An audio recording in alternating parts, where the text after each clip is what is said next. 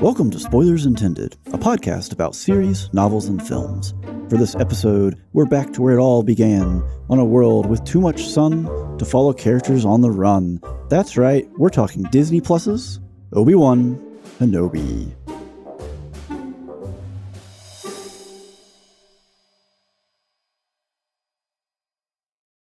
Hey everybody, welcome to the show. I'm Stephen Ford, joined as always by Andrew Knuckles. Hey, how's it going? And Joel Killingsworth. Hello there.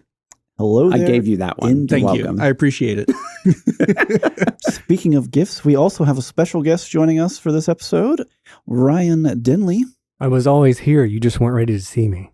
Yeah, he's been creeping around in the background. That's why we have the screen set up so we don't have to see him. Yeah, he shows up to every recording night and he just hangs out behind the thing, never says a word. No, we can hear him munching on cookies in the background. Sometimes there's a little heavily. chuckle. I just wait for you to drop cookies or anything. hand slides out and it disappears underneath. Oh. Bad carpet floor cookies are my favorite. Anyways, on that before we dive into Obi-Wan Kenobi, we wanted Season 1, we don't know if there's going to be a Season 2. That is a valid statement. Season 1, the last time... Tell us how you really feel, Ryan. The last time I went really hard on avoiding calling it a Season 1, they immediately announced that the Season 2 was not going to happen, and that was the live-action Cowboy Bebop, so... Yeah, I think yeah. No, I think we will not get a Season 2. I think we'll get a new series named something different. But that's for later in the episode because that probably has spoilers involved. So we'll avoid that. And before we get into that, we wanted to have a little chat about one of our favorite Star Wars topics, incompetent villains. and we can't actually talk about Star Wars here. It has to be other incompetent villains that exist in fiction. That is correct. We made Star Wars illegal for the next because that is such low-hanging fruit and easy slam dunks for you can pick a bad guy from every single film and it would still be like barely scratching the surface. Yeah, probably. Yeah. So, who wants to go first? Just kidding. It's not a democracy. I'm making Joel go first. See, I was going to make the guest go first. No, he goes last. All right. Well, is that worse or better? I don't know. I'm bringing for your dining pleasure Demolition Man. Straight from Taco Bell. We have Dr. Raymond, who is ostensibly the villain of the film, right? Who revives from cryo sleep a mass murderer to do his bidding so that he can drum up fear and take over even more of the corporate world of the future. Oh, is this with Wesley Snipes in it? Yes. Oh, I have seen this movie. Stallone, right? And Stallone plays the hero. Dennis Leary's in it. And anyway, so his master plan is absolutely flawless. He wakes up this villain, this murderer, and programs him because they've been using, stuff to mess with their dreams, and so they can give them post-hypnotic suggestion type stuff, and makes it to where he is physically incapable of harming the guy who woke him up, right? It's his fail-safe. But he's not getting the results he wants, so he also resuscitates this dude's entire team, his whole gang, all of the people that like and work with him, but completely fails to program any of them with the same commands, and therefore he immediately gets killed. Right. Snipes is just like, hey, I can't kill him. How about you kill him? Like, right. Yeah. So let that be a lesson to you. The next time that you resuscitate a mass murderer and his henchmen, make sure that the safeguards are applied unanimously, universally, all across the board. You do not want to get shot here. Oh, so that's what this podcast is going to become. This is becoming How to Be a Better Villain 101. It's a villain advice show. On that note, Ryan, you want to jump in? Yeah, I'll jump in. He's not last? No. I am going with... We're just off the rails. It's pandemonium. I'm going to go with the Decepticons, but more specifically Megatron. Mm-hmm. Because in the Transformers series, obviously always not a great track record. The Transformers always win. But beyond that, like, this guy Megatron keeps Starscream around as his number 2 all the time. And the guy is constantly hunting for the throne. He's always trying to overthrow him. He's never successful in anything he does, even in the overthrowing. But he keeps him as his number 2 the whole way through. And I think it's just poor management. If he would just do proper employee reviews, he could see that, like, yeah, he really just needs an HR department for the Decepticons. Yeah, exactly. I mean, it's very much so like kind of the Sith rule of 2 at play here, where eventually the apprentice is going to overthrow you. Yeah, it's just like part of the contract somewhere. It's one of the fine prints. Yeah, it's I thought Star Wars was off limits. Gotta get a reference in there. We didn't talk about any specific villain, just the general ethos. Andrew, you want it next, or shall I? You can go. All right, I am prepared because you need to be prepared because this next villain is Scar. Nice. From The Lion King. From The Lion King, 1995. Not the new one, the old one. They're the same film. I didn't see the new one. Really? They're almost the exact real. same film. It's just National Geographic, and they played Hamlet in the background. Nice. Put a little music in there. Anyways, 1995 Scar. And, he has these great plans and all these ambitions, and he achieves what he wants, right? He kills his brother. He becomes the new king. And then everything else is just pure incompetence from there on down. We're completely reliant on the hyenas to remove the only witness to the crime that aren't the hyenas. And, if you're a real crime boss, right, you have someone commit the crime, and then you have somebody else eliminate that person, and then you eliminate that person. So he doesn't follow any of those rules. The prime witness is allowed to escape and grow up to come back and seek revenge. He's still reliant on hyenas.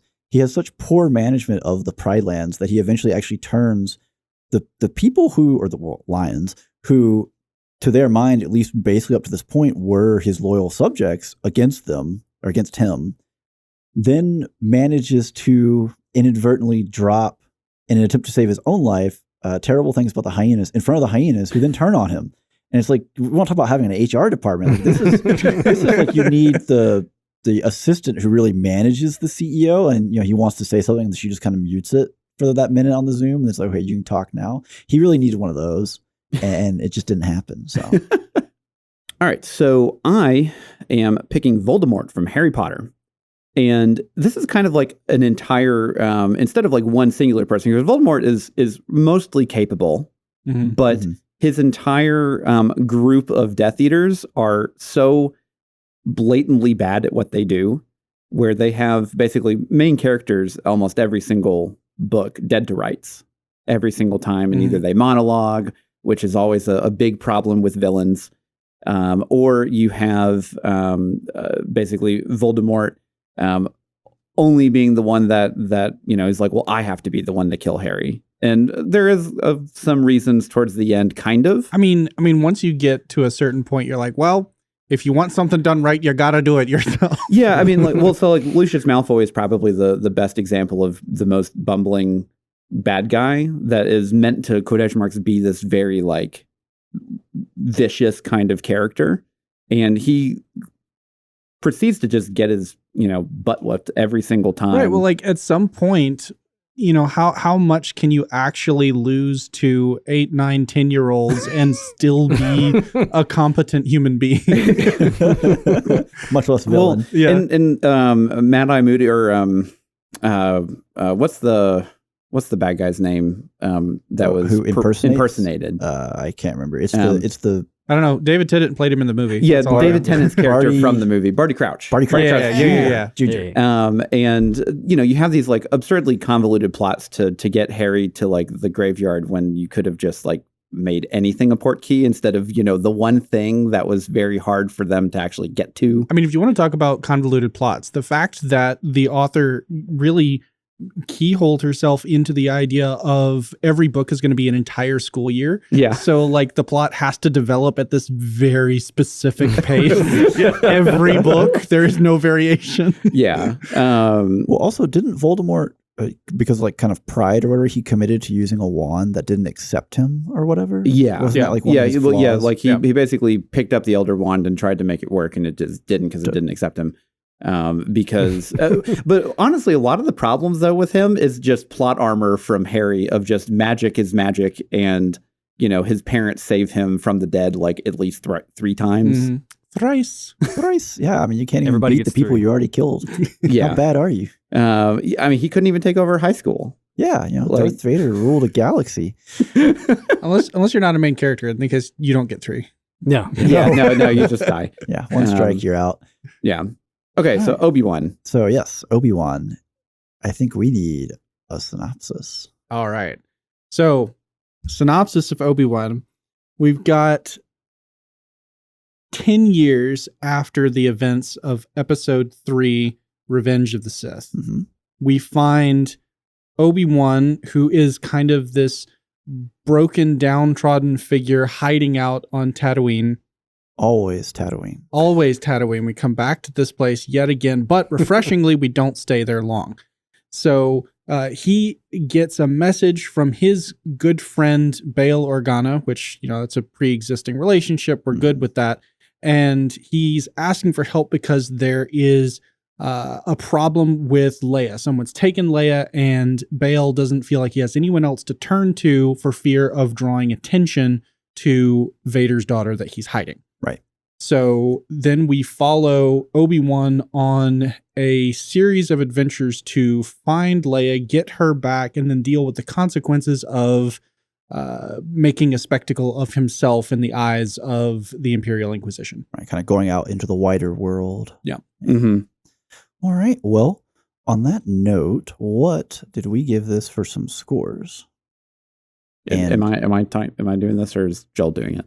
Well, I was going to say, who wants to give a summary of how this works? Okay, so the way our scores work, and Ryan is actually not included in this. It is still just the aggregate of us, of Steve and Joel and I. I'm just outside. We are going floor to cookies. Just waiting. He does have scores. He is just not within the score aggregate. We're just going to ask him for some. Yeah. So we basically review things with 4 pillars of review. So we have spectacle, performance, score, and plot. Mm-hmm. And we technically have entertainment, but that's a whole different score. And so spectacle is kind of the wow factor, how it was filmed, were the effects good, how are the action scenes, were they choreographed well? Mm-hmm. Then we have performance, which is clearly the performance acting. of the acting, how they did they portray what they were meaning to portray? Mm-hmm. Then you have the score, which is the music, audio mixing and choices there. And then we have the plot, which is always the story. And did it make sense? Right. Does it hold up? Does it support? Yeah. And then we have the entertainment score, which is completely separate, which is just how we liked it. Are you not entertained? Yeah. Are you not entertained? And essentially what this is just, sometimes there are things that are very good technically, but it was really boring and we didn't like it. Or there's some things that are just really bad, hot garbage, and we absolutely loved it. It's just too much fun. Yes. However, this one is kind of pretty much close to the same realm. Joel? For our review score, which is the average of the pillars that we talked about, we have a 6.3 for Obi-Wan. Not looking too good. Yeah, it's we're really looking for 8 to hit that excellent threshold of I would love to watch this again. And this falls quite short of that. For entertainment, it continues to flounder at a 6.7, slightly better than the technical average, but still not great. Yeah. I mean, clearly there are some problems with the show. There are a lot of problems with the show. So for reference, as the only other piece of Star Wars material we have reviewed, our technical score for Book of Boba Fett was a 4.5. Oh, so this is significantly better. This is a significant jump over the bar. On that note, Ryan, do you have your overall scores? My overall score was a 6.2. Okay. So that's pretty closely in line. Yeah. Entertainment? 5. Okay. I want to get that out of it now. Yeah. We'll come back to that. For me, it was a 5. It's a very final number. Yeah. So guys, still spoiler free here.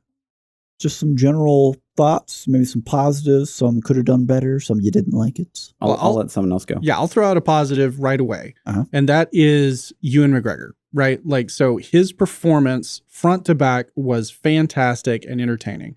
The best part about the prequel films is watching Ewan McGregor run around being Obi-Wan, doing Obi-Wan things. And he just continues to do that here with an added layer of drama because he's dealing with the trauma of everything that occurred with losing his entire life and his friends and his found family and all of that. Mm-hmm. And coming to terms with that in himself that he has failed to do over the last decade.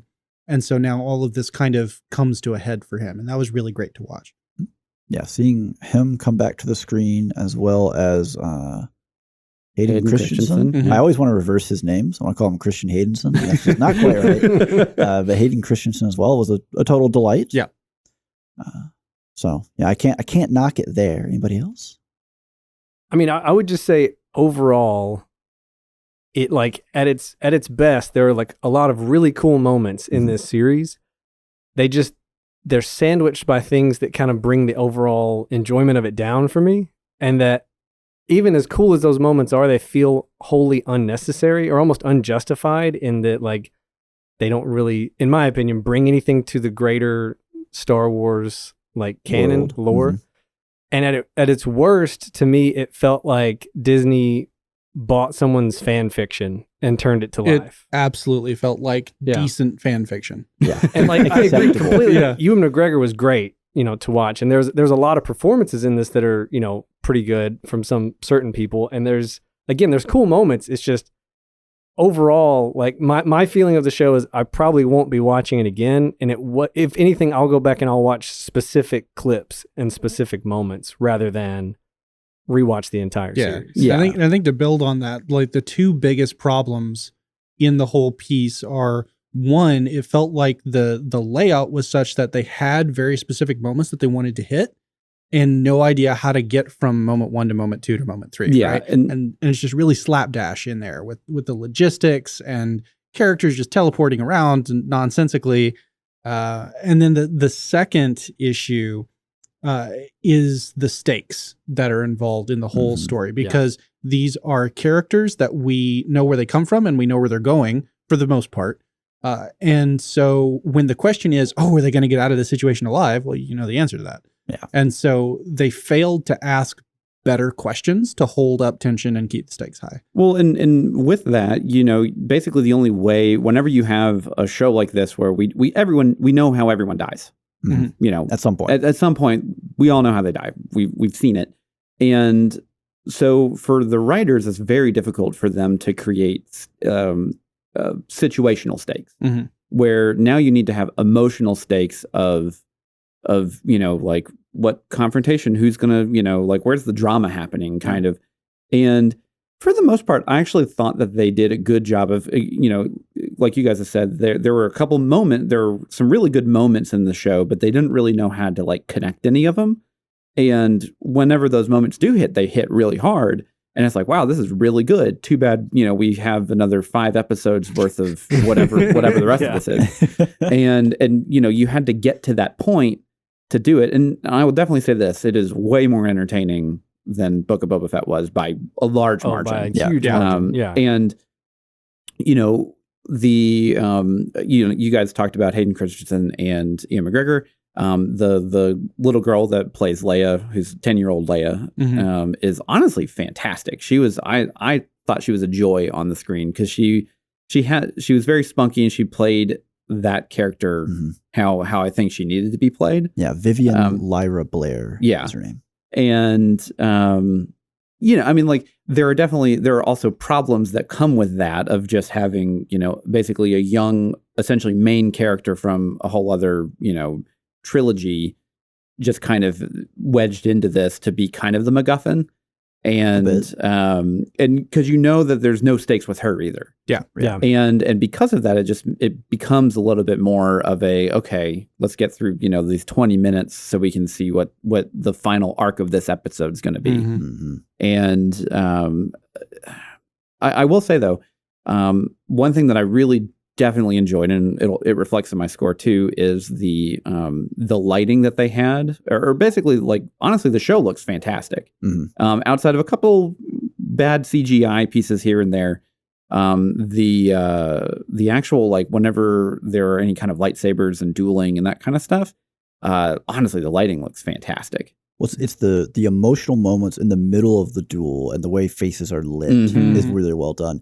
I thought it was interesting that y'all were kind of calling it out as like they purchased, semi-okay fan fiction, because the show's script was actually completely rewritten.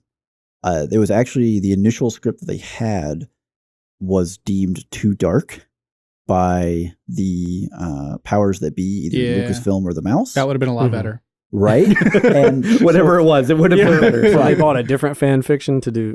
Well, if they brought in a different writer, which makes you wonder if, right, the really dark story had these big high points. But like the dark story is where this is shining, right? It's the parts where Obi-Wan is dealing with the trauma and all of that. Well, that was kind of where I was going when you were talking about, well, we have these really great moments. They just struggle to string them together. It makes you wonder if out of that dark story, they said, well, I like this and I like that and I really like that.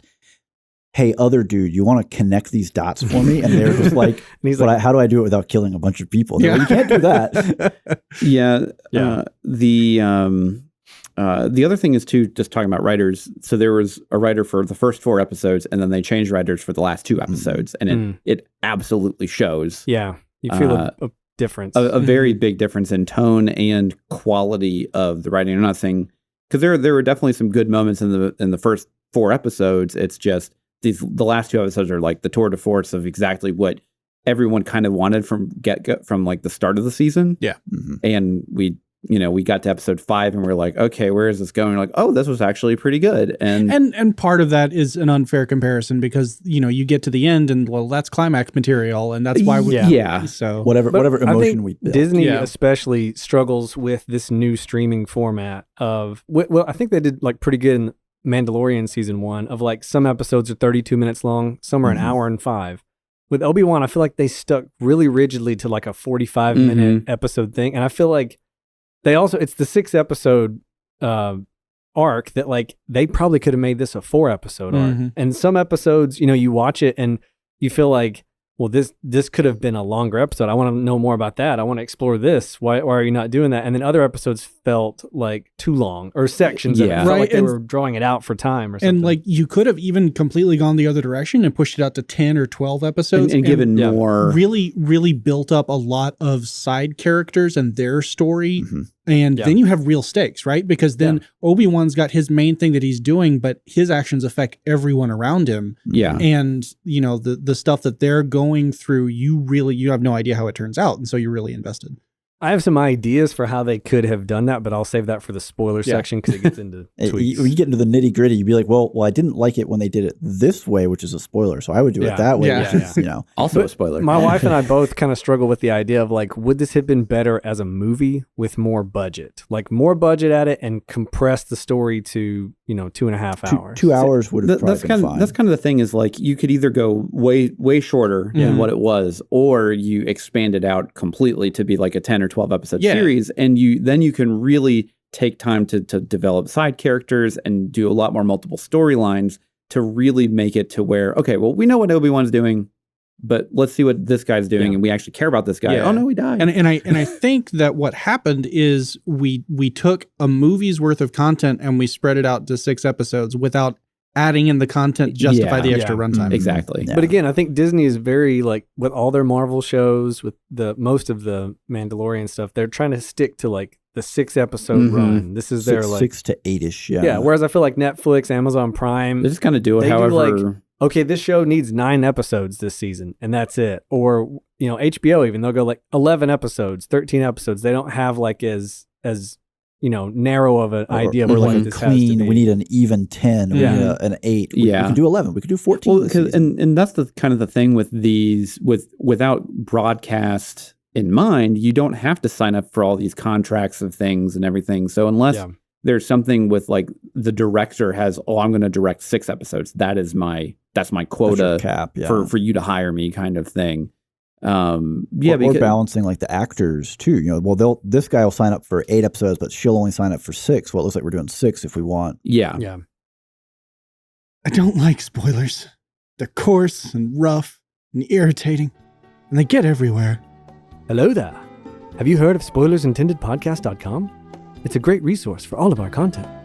And not just the content, but the Patreon and the Discord too. I subscribe to all of them.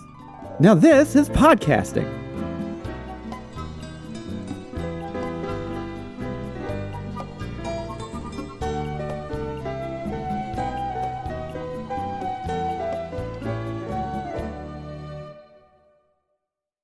Alrighty, everyone, welcome back. Hope you enjoyed a quick little intermission. In case you did not get the good word, it is all spoilers, all the time, starting right now as we are jumping into spectacle. And I want to let Ryan go first on this one. Ooh, leading off. All right. I give pressure. Spectacle a 6. Oh, wow. Okay, wow. Which is a little more than I think. I wrestled with it for a while because like there were moments where I was like, you know, the first fight with Obi-Wan and Darth Vader in the gravel pit, I was like, what are we doing here? Why is this the scene we chose for this cool fight?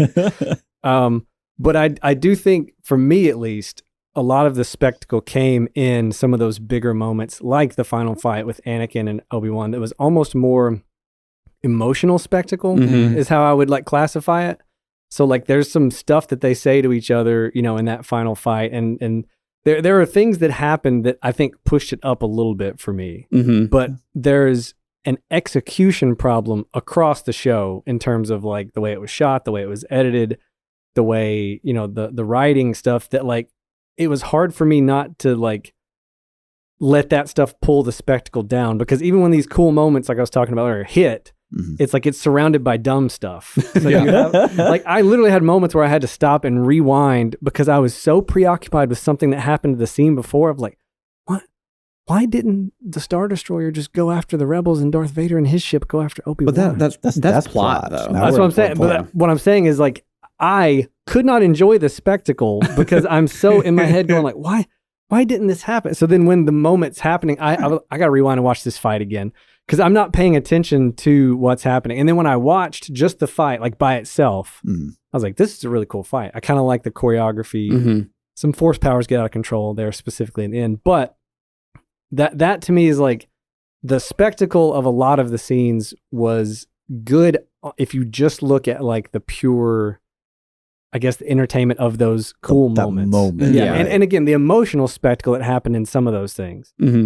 But like, yeah, I had it lower and I kind of like tried to help it out a little bit because I felt bad. So like, there are some cool moments. I can and if someone watches this series and loves it, I don't begrudge you for that. Like, I think there's enough in here for like some people to genuinely like it. Yeah. It wasn't my cup of tea, but I gave Spectacle a 6. All right, Andrew, I know he referenced the gravel pit fight. I think you've got some points along that one. So I'm going to give it to you next. Okay, so we're going to go complete opposite direction here. I actually gave it a 9. Wow. We took that number and we flipped it over. Yeah. Wow. Like I said, opposite direction. Okay, so I loved basically the general look of the show. And the like that some there, you know, there's some editing problems, and I think that's more on the lines of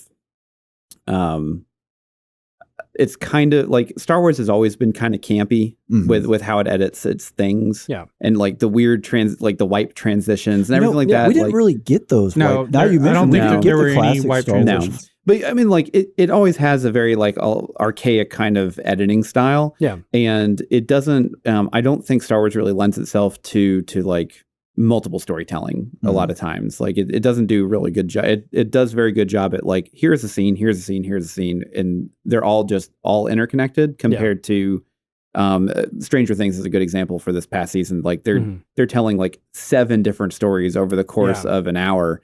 And all of them actually do that. Yeah, all of them actually feel connected still. Like, and it's all coherent. So Star Wars, they do a really good job with the way I think it looks, and especially the fights with the lightsabers with Vader.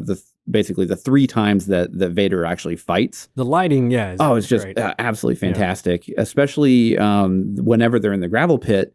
Like you can definitely tell they have like the science down of how to make all the reflections look on Vader whenever like they're clashing the sabers, and you see the blue and the red streaks down his face, and he's bearing down on Obi-Wan. And then you have so like I gave there's a lot of problems in plot for the gravel that's a different score. But yeah, so really the only thing that really took it away from me, and this was like it wasn't enough to really knock it too much, but there's a couple pieces of CGI. Like the T-47 speeders whenever they're like attacking the Inquisitor base or Fortress whatever. Inquisitorius. And then some of the like the rocks whenever Obi-Wan is like lifting up the machine gun rocks for Vader. Yeah. Like that's kind of, it doesn't look that good, but it wasn't enough because like there was the rest of the stuff that did a pretty good job, I think, for it. Where I didn't like a lot of the execution was some of the lighting. Yeah. So I think a lot of the lighting in dark areas and at night was great. Mm-hmm. A lot of the stuff in the daytime, for me at least, made it look cheap because the costumes looked more like a fresh costume that came off of a clothing They rack definitely didn't look as lived in. This is something that someone has worn. And I think the reason it looked like that is because a lot of the lighting was like almost too bright, too good, and it was too well lit to the point that you can see that's a crispy new, outfit he's wearing. Yeah, that could be a problem with the volume, the volume that they use, which is like basically a big TV screen that's rounded that they can change on the fly. That's what they did on The Mandalorian and Book of Boba Fett. Yeah. Okay, I'm going to pass it off to someone else. Joel. Okay, so I'm going to go right back the other direction, and I give it a 6. Oh wow, nice. And I'm gonna agree with a lot of the stuff that Ryan was saying. Like particularly the final fight was really fun, and it was the hype moment, right? Like all the way from the moment that Vader walks into the hangar and just says, "Nope, you're coming back," and pulls the freighter out of the sky. First of all, when I got done laughing, I then was like, oh wow, that's really cool, because like it's like the video game I forgot the name of the game, but Star Killer, Force Unleashed, yes. And when he pulls the Star Destroyer out of the sky, that is blatantly OP and not what the Force does, right? Yeah. But like I mean, Vader's kind of doing that. You gotta indulge a little bit. So like the power scaling in Star Wars has gotten, in my opinion, out of hand. It's like Dragon Ball Z at this point, where like as soon as they let Rey yank the ship out in Rise of Skywalker, I was like, whoa. Wait, what did she do? When she force pulls the ship that Chewbacca's allegedly on. And, does she do that? And then like God, she's kind of like really struggling with it, and then Kylo interferes, and then she accidentally blows it up. Oh yeah. But she's stopping it. Yeah, she's stopping the ship from flying away. Yeah. Oh, okay. You see, which is a ridiculous amount of force it would take to stop something from doing that. Yeah, theoretically, the ship can exit. Which, as originally pitched by Yoda, the magnitude of force is actually an irrelevant thing, according to the Force. But we've never actually seen that applied anywhere. So it never comes up. Yeah, well, it's always more bigger, more effort. It's the same with Obi-Wan with all the rocks. Though. Yeah. Not only did the CG not look great, but it was like in the entire series, we have never seen Obi-Wan just raise up 1,000 boulders and throw them, like a machine gun all at once. And I was like, that feels like, again, the fan fiction part of it, where it's like somebody like, this would be awesome. Wouldn't it be cool if? And then Disney's like, put money on that. Go ahead and do it. Not too much money. Just a little. I want 1,000 on black. Just a little money. I like it. But yeah, so like those were some really high moments with a little bit, it's kind of wobbly high moments, but they're high moments. And then, you're paired off with some really bad like scene blocking with regards to stormtroopers and the way that they approach a closed blast door. But that's all plot though. Like no, not really. It's the way that it's shot. Yeah. Because they had a set with nothing in it but a blast door, right?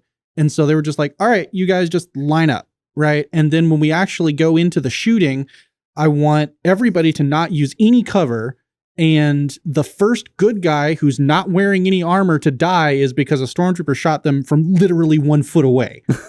Yes, yeah, that was a little absurd. Like, oh yeah, you got in there and you shot that scene. Well, to the way it was shot, like just speaking specifically of that, like frame blocking and that kind of stuff. The problem I had with the CG, the way it was shot, the lighting, all of it is just that it was inconsistent. And it was sloppy across the whole series. You would have a scene that is well lit, the sequence was shot well, and it's edited well, followed up by a scene that like does not look lit well. The camera looks like a cheap digital camera. It doesn't look like they're shooting it on film. There were 1 or 2 shots that were kind of in the dark where I was like, oh my gosh, do I see digital noise in this? Yeah. They're at the very front. well, see now you guys are making me rethink everything. well, at the very speaking front, of- and this is maybe a deep cut because go ahead. Oh, no, go ahead. I was going to No. say, this might be a deep cut for somebody that uses After Effects a lot, is like in the opening shot where the Jedi kids are doing Tai Chi or whatever they're doing at the very front. Training. It's doing this like zoom out shot. And then when the clone troopers start attacking, they just put like the wiggle effect in After Effects on the frame. Yep. And I'm just watching it go and I'm going like, oh God, what? Like I could do that. This is very cheap. Like that's nothing. Like y'all couldn't just shake the camera a little bit or do something other than just a little wiggle expression. And again, that might be too inside baseball for people that edit stuff, but like seeing it in an actual show, I was Big like, budget. Yeah. wow, okay, cool. All right. So we've had some 6s. We've had a 9. And it's up to me to be the voice of reason with a 7. Okay. All right. So, I mean, at the end of the day, right, we got a couple of really cool lightsaber fights. There was some really questionable CGI. Disney has yet to figure out how to make a rock hovering in air look actually like a rock hovering. You know, Even in Last Jedi, it looked terrible. Oh yeah, no, and that was the first time it happened. It was like, wow, these are terrible. But it's one of those things where they need to reference Douglas Adams and understand the concept of hanging in the air in exactly the way that a rock does not. Yeah. And they just can't figure it out. And I don't know what the secret is to that, but it looks bad. And if it looks that bad, give them something else. Let him throw just Jackie Chan him. Let him throw some chairs or something else. Anything else. Going off of that, I give them points because we did not just sit on Tatooine. We got to see a bunch of new planets. That is one thing I didn't mention was the cool scenery. Yeah. And very different. We went from a very, kind of dark cyberpunk city to wide open field, mining areas, the gravel pits. My issue with the gravel pits for the actual scene editing was they had like a wide shot with Obi exiting the screen to the right. And they had a tight shot with him entering the screen from the right moving left, and I legit paused the scene and was like, where did he go? Well, and then in that scene, to harp on spectacle a little bit here, is like he like sees Darth Vader and then he's like, all right, I'm gonna slowly run away, and he like just kind of plods out, and then in the next scene when he enters, he runs for like the first 3 steps and then just starts walking, and I'm like, no, keep going, keep running. What are you doing? I don't think it's a spectacle thing. It's probably more of a plot thing. But I'm going to put it under spectacle because if I have to see one more slow motion space chase where we're shooting lasers, I get it. A New Hope opened with this. And you know what, guys? That scene was over in about 10 seconds. The space chase ended with a capture. Stop giving me this forever 25 minutes or whatever or longer. Well, you have to just assume that they've been doing this for hours. Yeah. Like it's just, they're just like... And it felt like they almost worked that scene in there just so it could be a slight homage to the opening of A New Hope. Yeah, and it's like, but they already did it. They already kind of did it with Last Jedi, and like now it's becoming an homage to Last Jedi, which isn't something that deserves an homage. Like, don't do that. I mean, it actually was just Last Jedi because they took a drop ship. Then they had the drop ship. It was. The only moments in spectacle that even got close to being for me as low as like Boba Fett. And it's very slow hover, Gen Z biker gang chase, is when Leia's running through the woods and one of the people chasing her just bonks their head on I was waiting for like a dong. It bounces off. Yeah. I mean, that is a endemic problem in the Star Wars universe is that no adult is competent enough to catch a small child running at a moderate pace. Well, when they're in the Blade Runner city and she's running past that little thing and Obi-Wan's just kind of like walking slowly behind her. Like, please don't. And the camera, again, they don't even speed up the footage or like raise the camera. And like when Reva's doing her like parkour on the roof after that, it seems way too slow. It's like, y'all speed it up a little bit. Well, also like this is 2022, parkour was all the rage in movies in like 2005, 2007. Well, so with particular to Reva's, parkour thing, it kind of felt like the Cowboy Bebop problem to where like it felt more like a stage production. Yes. Than it was a movie, or a TV show to where it's just so like they just didn't do anything. They're just like, here's the shot. Yeah. Good luck. Yeah, that's a 9 from Andrew. That's all I'm saying. Well, okay. See, that's the thing is like you guys so a lot of the problems that you guys have kind of brought up, I put into plot. That's fair. Because of them like standing around the blast doors and just like funneling themselves in like with no cover and like that didn't count that as spectacle because I feel that is more of a story thing. Yeah. So like my scores reflect, I promise. Sure. Yeah. Sure. We're going to get into the fact that no one in modern Star Wars understands how to shoot a chase scene At shortly, all. but we're not there yet. But first, we're going to talk about some performance. And hopefully, this is a point of maybe a high note. I don't know for some people. So Ryan had it last. I'm going to let Joel go. Okay, so this is a high point for me. Okay. Just want to preface it with that because I gave it a 7. Oh, Oh my. So like as we already talked about, Ewan McGregor is amazing and he is the reason that I watched this show, right? And I even didn't Joel, don't lie. That's not the reason you watched this show. It's because you're right here. Anyways. No. He's the reason that I watched the show. Primary. There are secondary reasons. But even the surrounding actors whose characters I had trouble connecting with, particularly Third Sister, like her performance, especially in the final episode where she's having her own personal emotional climax, was really good. I just feel like throughout the whole show, she was given nothing to work with. Yeah. The writing for me on a lot of it was like, if she had anything else to go on, then it would have been great. Yeah. And so like when you finally get something with some emotional depth, like she really shines, but at that point it's for a very short period of time, it's just not enough. Yeah. And so it's a lot of that. It's a couple of really bright moments in a sea of mediocrity. That's about a 7, yeah. Yeah. I'm gonna pick it up because I lied. I gave it an 8. I changed my mind apparently. I thought I was making a good transition there and I failed. I'm just gonna add one thing before I pass it off to someone else. I lied. 2 things. It's nice. It's three. It's great to see Jimmy Smits back as Bail Organa again. Yeah. I still think he does a great job of being kind of the statesman dad. And then, of course, our small, spunky package, who I questioned if they actually brought in a child actor or if they found someone who's like 30 and she's just really small. So I actually just looked it up. She is actually 10 years old. Yeah, she is. Yeah. Which surprised me because my wife and I both were like, wait, shouldn't Leia be older than 6 at this point in the storyline? Right? Yeah, she looks like she's literally 6. had to look it up and I was like, oh, she's 10. Yeah. I was like, really?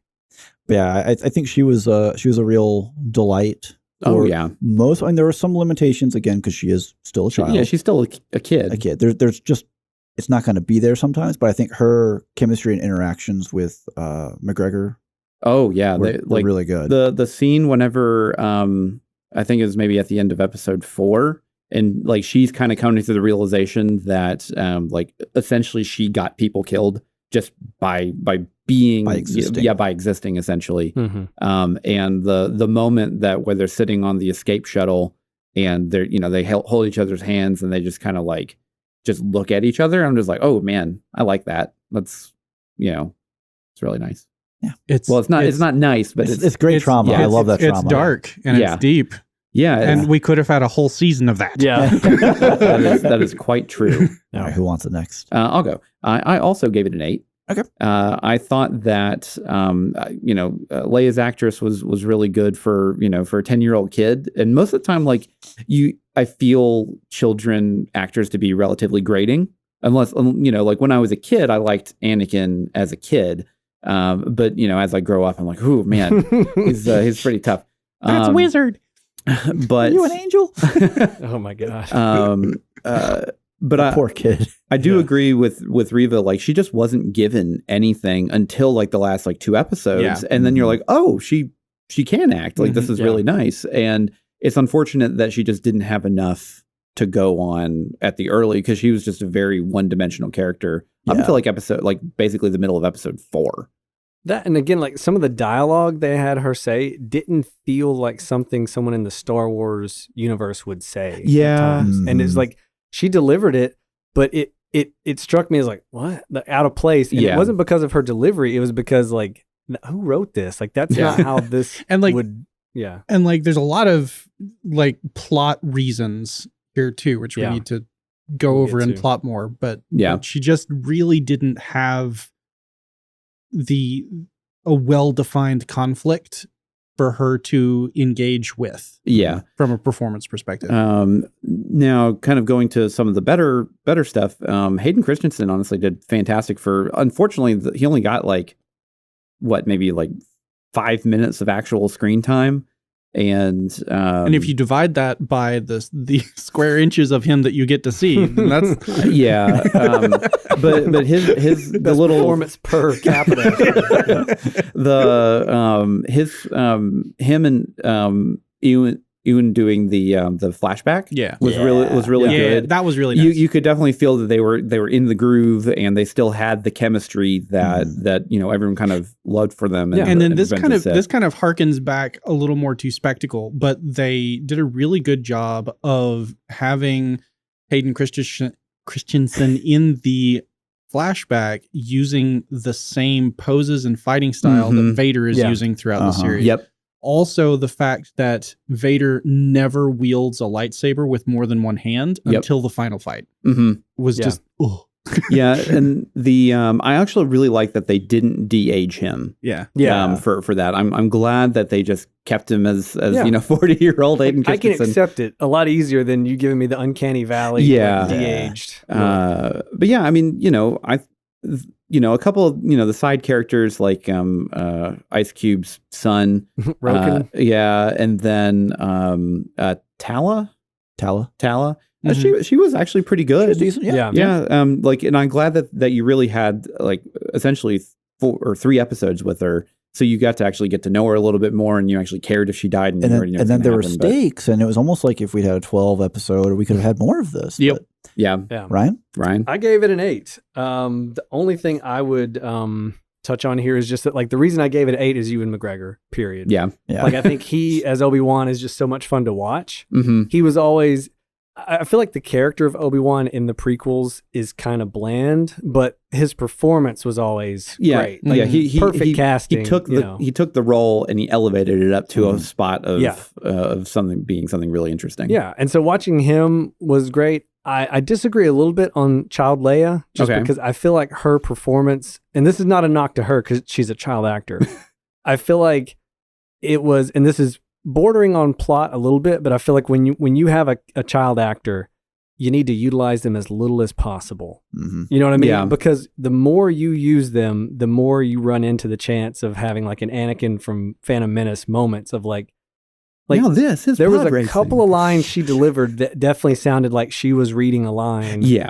And I was waiting for her to be like, Michelle from Full House and be like, Leia Hyde, you got it, dude. And I was like, okay, oh gosh, dial it back a little. Like, it never got quite that bad, but there were moments where I thought, oh man, again, it's not really her fault. She's 10 years old, but it felt like, again, the way it was written was like the performance she gave was good, but it kind of oscillated between her tone of like, in some of the more serious moments it was good, and in some of the lighter moments it started to feel more like a kid's movie. And that kind of bleeds into plot about tone, but like per performance wise, that's the only thing. Other than that, I think a lot of the side characters were just kind of there. Like there's the one guy that dies in the airspeeder.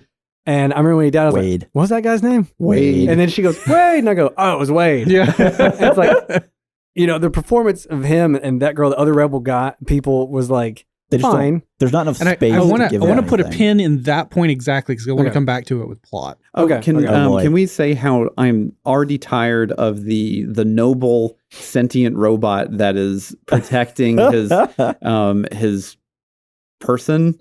Yeah. And then he just dies in the exact same way that K2 died in Rogue One. I want a cold robot that just does not care because he's a robot and he's like, nah, I'm good. And he just like walks out. Yeah. Yeah. Okay, so let's move on to the score of the score. Yes. Steven, you get to start. Oh boy. Okay. I think we're going to start high here. Oh man. Because my baseline is this is Star Wars. And if there is anything you can rely on in Star Wars is the music's going to be pretty good. Oh, you say that. I'm not here to tell you that the placement of it is always proper. You also say that. So I gave it an 8. Ooh. Because we start with a baseline, really good theme that we all know, we understand, and you work off of that, and you get, at least in the later episodes, some slices of what I guess you would consider classic Star Wars built back in, which I really appreciate. The only original trilogy cuts of music that we had were in the last episode, and we got 4 of them. See, Andrew's here to keep track of that thing. For the most part, for me, I think the biggest thing that didn't really push it was, and it's not even really the score's fault, is that the music would hit and what was happening on screen was just kind of, okay. Well, like you're trying to build the tension and the stakes here with the music and what's on screen, but I already know on screen that there can't be a problem here. So the music just doesn't hit like it should. Mm-hmm. I'm going to leave it at that. I want to hear some other opinions. I want to open the floor. Who's going? I'm gonna take it. There it is. I'm gonna take it. This music was also a high point for me. I just want to throw that out there. I gave it a 7. And Star Wars is reliable, right? On the music front. You just take what John Williams wrote and you just use that. Yeah, but they set the piano on fire. But they didn't. There is, looking at the original soundtrack on Spotify, there is one track that is attributed to John Williams out of 31 tracks. And I think it shows. The rest of them, taken individually, listened to out of context, are fine. They're good pieces of orchestral arrangement, but they are not inspired. They are not themes that stick with you. And so it's a 7. All right. Okay. Ryan. I'll jump on that because I also gave it a 7. And you guys are all crazy. Yeah. So no, we haven't gotten there yet. My issue is the same, that like the one John Williams track, love it. Like there's some moments where they work in the Force theme, they work in Leia's theme, they work in, like some of the callbacks. And when they did that, I was like, oh, that's cool, But there was a lot of moments where I guess it was like when that stuff was happening, it made when they weren't using... It's like a vacuum. A vacuum, yeah. So like there's specifically, I wrote it down. It was in episode 3, before when they first get past the blockade section and they just get to that little town or whatever. There's this music playing while they're like trying to sneak around, and it sounds like temp music. It sounds like something you would find on Audio Jungle or Killer Tracks, or it's something that is just like generic. It's like. It's just it's not, it doesn't feel like Star Wars. It feels like just generic filler music. That's like, again, if they had more of a budget, I feel like they would have come back and had someone score that, or they would have done something. And it's so weird because when you compare it to even like The Mandalorian, like they had weird, unique music throughout Mandalorian that kind of went for that spaghetti Western vibe, but they committed to it through the whole show. And they didn't even do a lot of writing, right? Like they had one main theme and then they remixed it a bunch of times. Yeah. Even in Boba Fett, like there was a lot of the theme worked into stuff, and it had there was a lot of leitmotifs in Boba Fett. It just wasn't that good. It wasn't that good. But in this, they it was tried like, at least. Yeah, they gave it a shot. B+ for effort, maybe. But like on this, it just I think that's what I was gonna say, is in the moments where you can hear that it wasn't scored and it's just temp music, brought me out of it. Similarly to Spectacle and other stuff of like the inconsistent approach to every aspect of the show, this was just one more thing that like there were moments where I was pulled out of what was happening because the music wasn't great in this one scene. Yeah. So before you jump in here, because we've mentioned the word budget, we've dropped that word budget a couple of times. Anyone want to hazard a guess what the estimated budget is per episode? Per episode? I'll say 13 million. I'll say 25 million. Man, I'm going to go 16. Well, Ryan cheated. He obviously looked at it. I didn't. No, is it 25? It's 25 million I didn't want. per episode. Yeah. Where did all that money 19 go? 19 million of that is Ewan McGregor? Is that? Money well spent. Okay, so I gave it a 6 for score. Okay. Go off, son.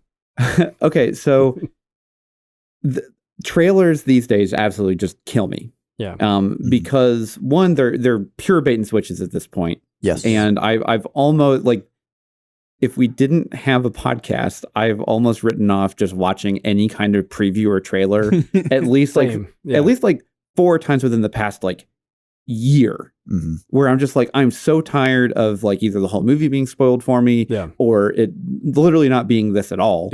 And this was definitely one of those where they used Duel of the Fates, Battle of the Heroes, and Darth Vader's theme, all this kind of stuff in the trailer, and not once. I feel exactly the same way about that first big Force Awakens trailer. Yeah, like literally not once did they show up in the show at all. There may have been a very small motif of Battle of Heroes in the final duel between Vader and Obi-Wan. Did they not throw Vader's theme in there at that point? They may not have. I don't think they did. They did when he's sitting in his throne room after the fight. That's right. Yeah. Okay. I was like, I feel like I heard it somewhere, but I'm trying to remember where they put it in. Okay, so like outside of just that, where like literally all you have to do is you just play any of those tracks while there is lightsabers being clashed, and every single Star Wars fan will cheer and be so excited that is happening right now. And you didn't do it. Yep. I've gotten hype watching YouTube videos of 2 fat kids fighting with fake lightsabers set to Duel of the Fates. Yeah. I'm like, oh, it's going on. Well, okay, so after the fight with Reva and Vader in episode 5, at the end, like, so someone just took that and then put Battle of Heroes over the video, and I was like, this is 10 times better than what this was, and this was already a great scene. It's already a good fight, and all you had to do was just put real music to it instead of what was essentially temp music. And I love John Williams' Obi-Wan track. Don't get that absolutely. Again, that is why this is a 6. Yeah. Because otherwise, I thought the music in this was absolutely abysmal compared to even like Book of Boba Fett had better music than this. Woo, boy. And get 'em. Like, and it's one of those things where you have 2 iconic characters that are going at it multiple times throughout the show, and you could have taken almost literally any single piece of John Williams' other works that he's done for Star Wars and put it in there and made it 20 times better than what it was and more emotional. And they're already referencing so many other things from other Star Wars movies. They're saying exact lines out of other things. Like, just go ahead and put the songs in there. Yeah, so like we're already doing like I'm a remix of stuff. As to why they didn't. They couldn't afford it. They own it. They own it. They can do whatever they want. So it's got to be because they're afraid that if they use it, then people are going to get mad at them for not being original. Maybe. Yeah, but they're already trying to be original with the actual fight choreography and stuff going on. Yeah, and give me some comfort food on top of it. Yeah, it was just so frustrating because every time I'm like, okay, this is the final fight between Vader. We better get Battle of Heroes here. Like this is it. Right, because like something like a leitmotif is perfectly fine to follow a character through multiple iterations of telling different parts of their story. Exactly. That's kind of the whole point of a leitmotif. That's how it works. I feel like the problem with the music is indicative of every problem this show has, is that it needed a singular composer, kind of like Ludwig Göransson from Mandalorian, of like, I am going to come up with songs for this entire show, an entire season. Instead, it feels like they just got a bunch of random music and random people to contribute. And I could be wrong. There could have been somebody that scored most of it other than the one John Williams track. But like most of the tracks are attributed to one of 2 people. Okay. So, but it felt like it didn't have a singular vision for the music, just like it didn't have an even approach to the direction or the writing, or, you know, like it just one more casualty of like the uneven execution to me. And that may just come from Disney being really gun shy about basically any kind of Star Wars thing because of how and again, the sequel trilogy were a very good financial success. They were not a success for the fans or the people that actually very divisive. Yeah, and they are probably, Disney at this point is probably so scared that they're going to have another one of those where they're going to alienate their thing. They're playing it too safe, and they're just making the most generic kind of non-risk taking pieces of media that exist. And I want to put a pin in that because I want to come back to it in plot. Well, we can go right to the plot. We're going to go off in plot. Let's go. Yeah, the plot is going to be violent, I think. And I'm really not sure who needs to kick this off. I'll go. Andrew's fired up. I'm already talking. He's got the bit in his teeth. Let's go. I gave it a 3. Okay. Yikes. Okay, so I've said it before on this cast. I will say it again, and I will definitely say it again after this. Is I hate teleporting characters. Yep. It is not hard to write someone to not just randomly appear in front of someone else. No. When there are so many different avenues to make this happen. And again, they had time. You're on a streaming service. Add one more scene. Yeah. Make the episode 47 minutes long. It's fine. Yeah. Like, take the time to make it work logically. Yeah. Well, people can't download that extra 600 kilobytes. It just Yeah, can't. we got to think of the torrenters. But okay, so like teleporting characters is one thing. Yeah. During the gravel scene, whenever Vader is lumbering towards Obi-Wan, who is slowly walking and just kind of sliding away through this gravel pit that is blocked terribly. Yeah. But it's one, you have no idea where Obi-Wan actually is in any of this. Yeah. And then like Vader just kind of pops up behind him so I guess he's Obi-Wan, so fast. he's very fast and he sneaky. also And sneaky. can sneak He's got without, silent boots he on. just holds his breath whenever he's trying to be He sneaky. just turns it off for a minute. I've got the 90 seconds to find him. Well, yeah, no, he turns it on like the second that his saber ignites. Yeah, Okay, so we have that to where, but the biggest, like, I laughed out loud when this happened in episode 3. So like, you have this truly emotional and really like terrifying moment for Obi-Wan where he's been captured essentially by Vader and he is being dragged literally across the coals of this fire to replicate what Anakin feels that Obi-Wan did to him. Oh yeah, and I loved the turn here because like you think, oh no, he's trying to kill him, and then you're like, oh no, he hates him way more than that. He wants him to suffer. This is pure suffering for Obi-Wan at this point. And this is clearly Obi-Wan's lowest point because he's now found out that Vader's alive or Anakin's alive, and now he has been defeated by him because he's clearly not on his best. And this is happening, and then magically there's another entrance to the tunnel that Tala was in. Mm-hmm. So those tunnels are some special things. The magic tunnel is a big sticking point for me. So you have this, and then she like blows up the thing and increases the size of the fire. And Obi-Wan is on one side, Vader's on the other one, who is more than capable of using the Force just stop him from moving. It's not like he just Force pulled him through the fire. He can't do that. It's also not like he just used the Force to put out part of the fire the first time. Also, he'd have to walk upwards of 30 foot to get around this fire. It's too much. It's too much. If he turns off his life support system again, he doesn't have 90 seconds to get out. It was so difficult that even the stormtroopers who have ranged weapons couldn't even shoot the droid that was like lumbering over to Obi-Wan. Fire deflects blaster bolts. It's like one of those things where like I assume what they're trying to get across is that Vader is toying with him and he wants him to escape because he knows Obi-Wan's not at his full strength yet and this isn't how I want the showdown to go. But they communicated none of that. And all they needed to do was just have like one line of like if he a just stormtrooper be like, let him go. Let him. I'm not done with him yet. Or I'm not done with him Anything yet. is fine. And again, with the tunnels, the magic tunnels, all you have to do is when she rolls out those blueprints, instead of showing a straight line and being like, just go down the tunnel, she could be like, you need to follow me because these tunnels are, there's so many shortcuts and weird paths in these tunnels. That way it explains how Reva's able to just like, I thought my wife looked at me, did she run past Leia? Yeah.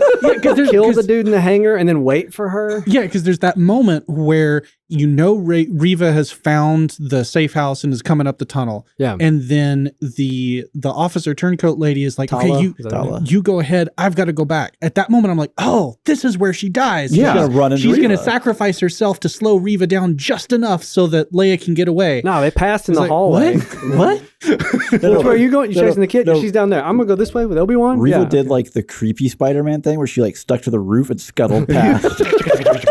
Well, okay, so then the question comes in. Okay, so let's say that this is just going on a rant here. Go for it. But let's say that these tunnels have multiple passageways, right? Yeah. And Tala does this all the time. She is an underground runner for Jedi and escaping people from the Empire, right? Mm-hmm. That's what she does.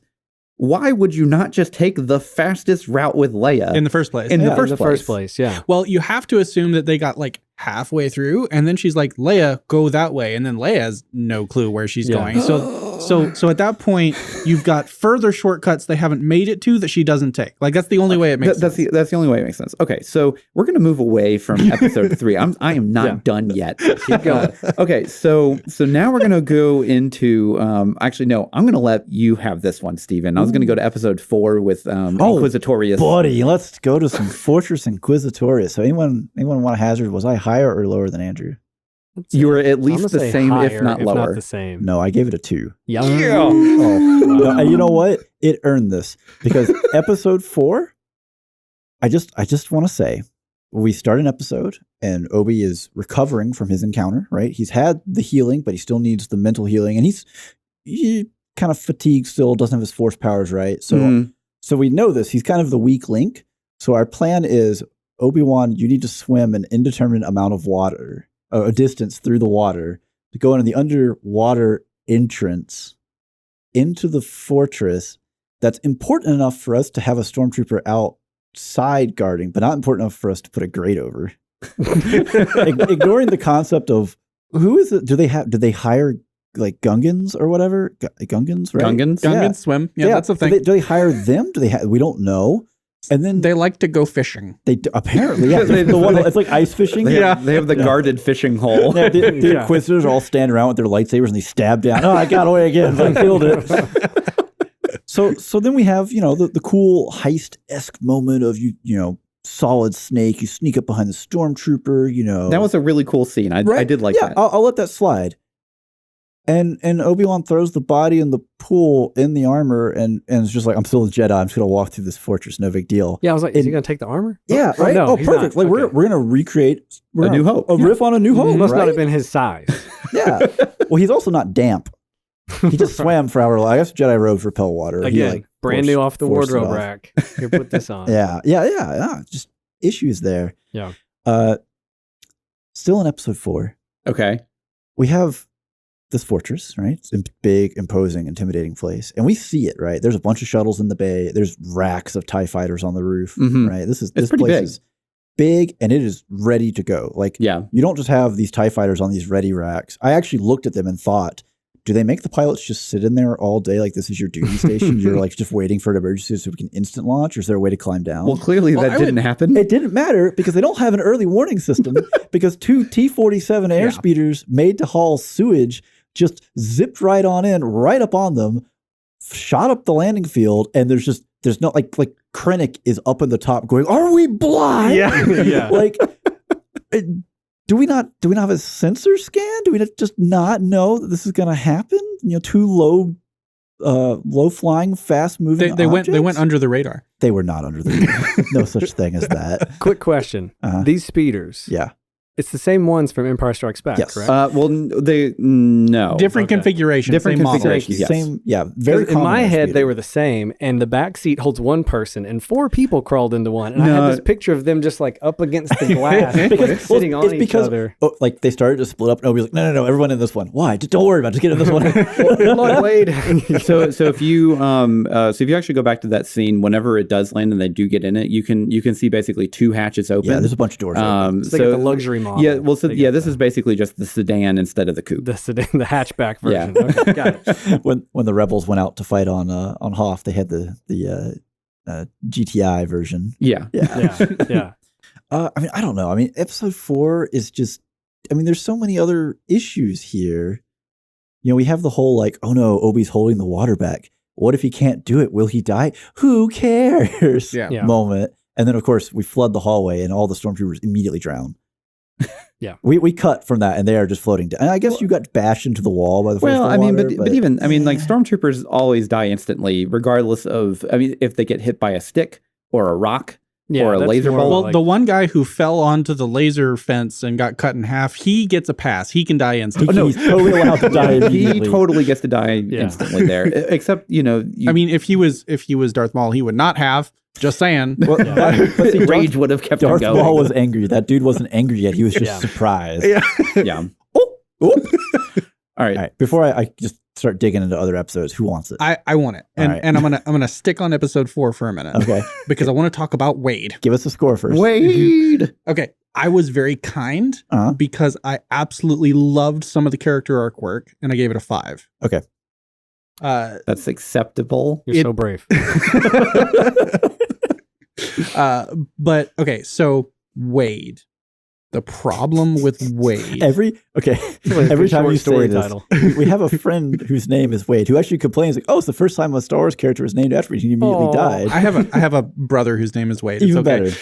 So the issue here is blind saves out of nowhere, right? Yep, with no indication. You have the heroes that are, coming out onto the hangar platform. There's pandemonium, and their only hope is maybe there's enough chaos that we can get through before they notice us, and we have enough time to do something. Right. Like that part's fine. And then everything goes south, and then they have no hope, and everything's terrible. And out of nowhere, blaster bolts come in from the sky, and they're saved. Right. Whereas, since we already know that Leia and Obi-Wan obviously make it out, there's no tension here. There's nothing, right? Or if they don't make it out, they're not actually under any real threat. Right. And so what you can do in situations like this, instead of having a blind save from off screen, is you can telegraph help is coming. This is the person that's coming to save you. Give the audience the entire plan. Yeah. And then make the tension about, well, are they going to get there in time? Are they going to be able to do enough when they get there? What is the cost of success going to be? And ultimately, in this situation, the tension had to come from what is the cost to the secondary characters, because we already know that the primary characters are fine. And then Wade gets hit by a box and explodes. I mean, it was an exploding box that had a bunch of dynamite in it. We'll assume. Execution aside, that's the type of thing that you want to go for here. And it's just over and over and over and all. I mean, this is absolutely not the only show that's guilty of this.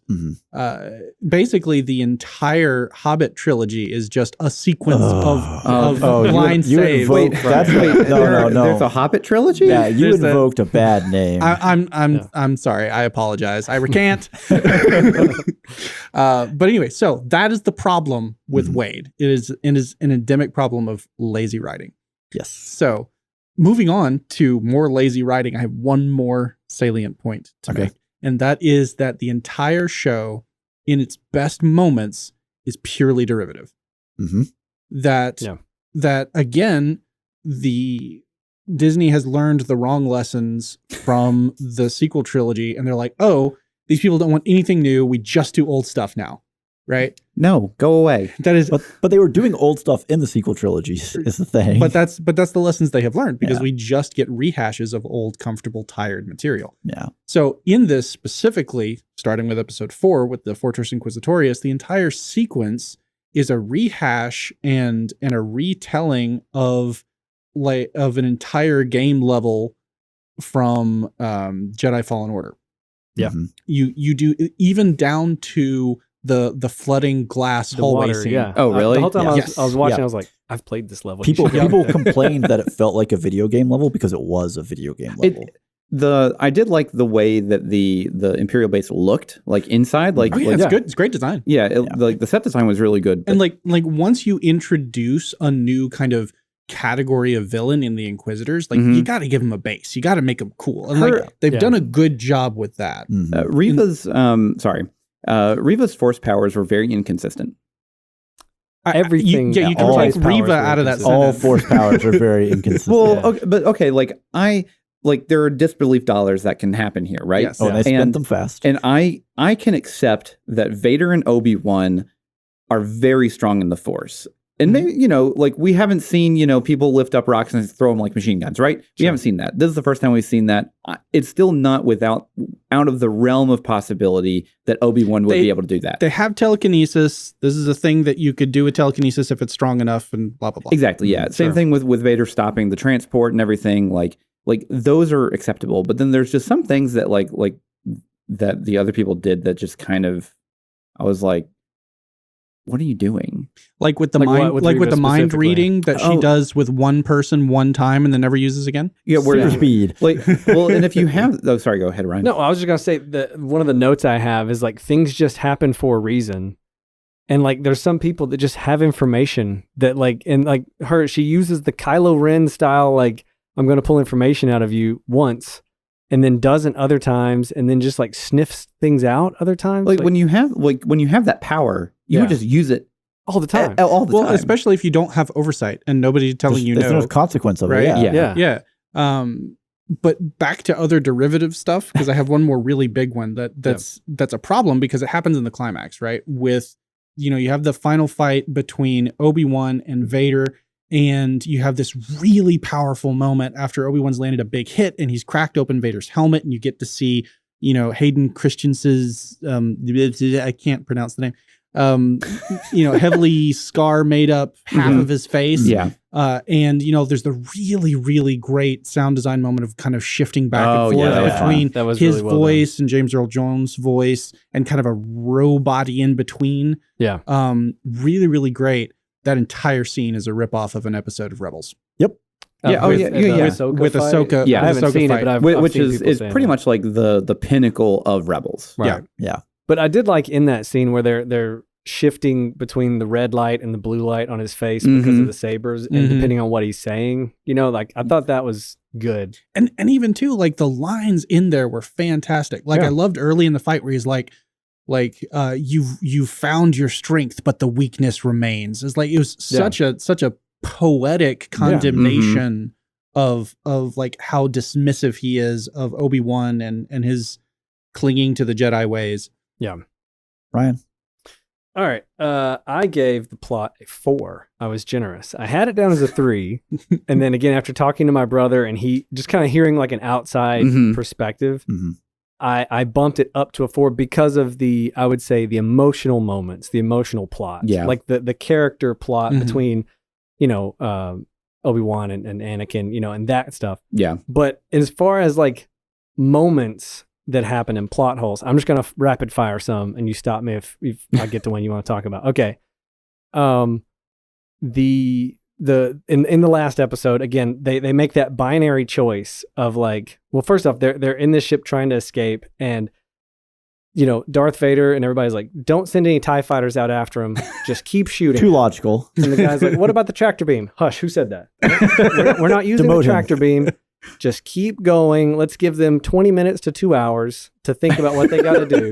And then Obi-Wan's like, he'll come after me. And he's like, I sound like a beetle there, not Obi-Wan. But he like jumps into his spacecraft and they make it out like they have to go after him. But the whole time I'm going like, why? Just Vader can get in a TIE fighter or his ship. There's no way he doesn't have, chase after. That has to be the Devastator. So there's no way he doesn't have his TIE X1 there. Right. Yeah. And all that scene would have taken to explain away, again, those little weird inconsistencies is one dude turning around and being like, the hangar bay doors are jammed. And then Vader, the Grand Inquisitor says, increase firepower. And Vader goes, no, I want Obi-Wan alive. You know what I mean? Yeah. Like, just keep firing along their bow, or just a quick line just to explain what he doesn't want them to actually destroy, this. And then again, he should have gone after Obi-Wan, and then they could have gone after that, and they could have fixed the hyperdrive and made it away, blah, blah, blah, blah. Well, on that plot hole, right? We have the whole confrontation, the epic duel down on the planet, and I tell you, it's never named. Like I don't know. It doesn't matter. There's a lot of planets in the show that aren't named. That's fine. That's okay. Yeah, totally fine. I think, yeah, it's great that it's a not named, not sure what planet it is. It's a pumice planet, and we can all breathe on it. But it's a real good thing that even though that presumably the Devastator, the Star Destroyer, committed to this chase, we launched the Lambda shuttle. And then Obi-Wan wins the confrontation and jumps in his ship and flies right back up. And it's a real good thing the Star Destroyer just left. Right. What? They see Obi-Wan and they're like, huh, that's weird. I thought Vader went down to kill him. Yeah, wonder why Vader wanted to fly back up in that ship. That's is it like a trophy or he's leaving. Oh, he's gone. Well, and during the fight, you know where Vader is? Like during the fight, you have these two guys who their whole thing is like, I'm going to kill the other dude. And neither one of them confirmed the kill. Like, multiple times, Oh yeah, they just walk away. This happens in every, always every Star Wars. And Obi-Wan specifically walks away from it, right? Like he's got Vader on his knees wheezing, and he's like, well, even though I just said before this whole thing, either he dies or I die, I'm good. I'm done. I've got my closure. The galaxy does not need to be rid of this evil. we're good. I'm 'Cause going to he go says- save Luke, even though I have no idea that there's a problem yet. He says, like, you didn't, kill Anakin, I did or whatever. Uh-huh. Yep. And Obi-Wan's like, oh, so I'm good. All this guilt that I felt only since episode 2 when I realized you weren't dead, I'm good. I'm not going to wrestle with that at all. I'm out. And he says to Reva at the end, he's like, we're both free now. And it's like, but you left. He's still out there killing people for the next 9 years. And so you're good now? Like, you're just going to go retire into the mountains and talk to Qui-Gon Which, every now and then? you can sort of fix that if you get him with the premonition of, like, he experiences some of Luke's pain from across the galaxy, right? And he's like, right. I have no time left. I've got to Or go. the It makes more forewarning. sense. Yeah, it makes more sense for him to abandon the fight with Vader and not finish it when he realizes that Luke's in trouble. Yeah. and I Yeah. got to deuce out of here. Instead of just like, guess I'm through here. We all want this, but I'm going to take it. Yeah. You have to have a third party intervention in that fight to justify not just ending Vader. Yeah. Whether it's the Star Destroyer takes an active part, the Stormtrooper squad that landed behind him shows up, an alien creature that they have now made angry because they're throwing rocks everywhere. Whatever, pick it. There's a million cards here. It should have been. It should have been the thing that they were writing in episode 2 in the arena. It came back. The little scrabbly thing. Yeah. No, It got a taste of human flesh so many years ago. That weird thing that Obi-Wan's riding in the first episode that he's feeding fish to just shows up on that planet. And he just no reason. jumps on it we right just away. accept it. It's just well, even Reva, she could have showed up to get more revenge against Vader with her stomach wound. Well, no, she was. I mean, she was just teleporting over to Tatooine. Oh, man. And stomach wounds, right? Like, yeah. they give her the one stomach wound, exactly the same wound that the As a Inquisitor child. had. And then they say, wanting revenge is a great way to survive, as if they're talking about the Inquisitor and not her there in that moment. And then Yeah. they just walk away. My theory on her stomach wound the second time is it's the same place she was hit as a youngling. just nothing So there. there's just nothing It's just there. scar Yeah, it's just right in and out, clean, no problem at all. Minor inconvenience. They hinted at it just because they showed the same, like Anakin doing the same move, Same angle. Yeah.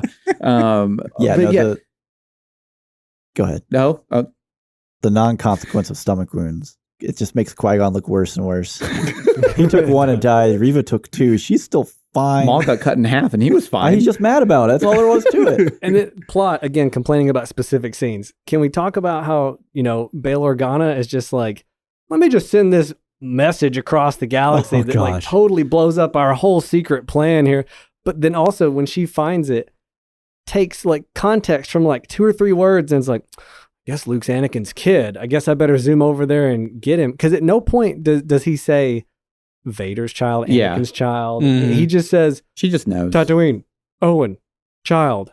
It could have been Obi-Wan's kid for all she does. And she's like, I gotta get vengeance. Teleport. And she's there, Well, so the fun part about that is, okay, so like they kidnapped Leia, right? Yeah. To drag Obi-Wan out of hiding, correct? Correct. Like this is Yeah, what that's happened. totally the Ostensibly plan. true. That's Yeah. totally the plan. Yeah. Okay, so why don't they just kidnap her again? Because they know where she's at, Exactly. and just drag him back out. Mm-hmm. Yeah. Nothing really happened in this series to prevent that plan from working again. Yeah, well, and that's the thing is like Vader